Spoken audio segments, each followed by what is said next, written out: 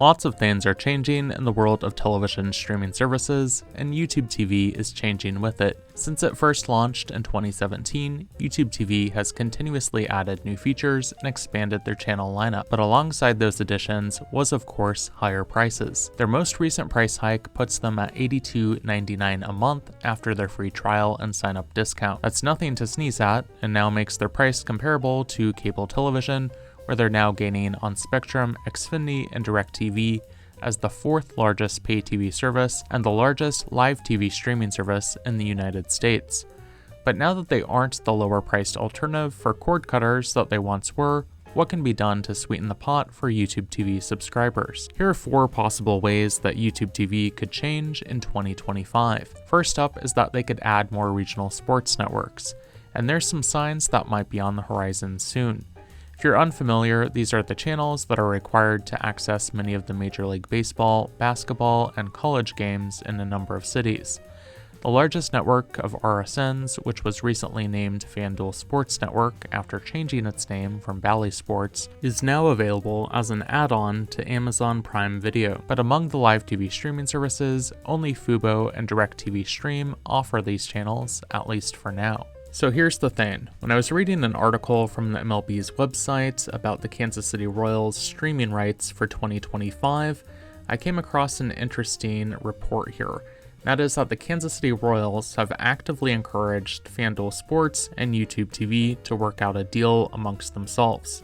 I'm sure they're not the only ones to do this behind the scenes, so time will tell if going into the 2025 MLB season, if we see anything change between FanDuel Sports and YouTube TV. Number 2, integration with YouTube. As Nielsen has consistently reported, regular old YouTube is ranked above all of the other streaming services for watch time. More people watch YouTube than Netflix or Hulu or Prime Video or any of the other streaming services. And the most common device that they watch it on is now a television. It seems a bit strange that YouTube and its live TV counterpart, however, are mostly kept in separate places. They have separate apps, and there's no bundling deal with YouTube Premium or YouTube Music. Now that the television industry is finally starting to take YouTube seriously as a force to be reckoned with in the space of television streaming services, to me, it makes sense that they would gradually integrate YouTube TV into the standard YouTube app. The issue here is whether or not the major entertainment companies would agree to this.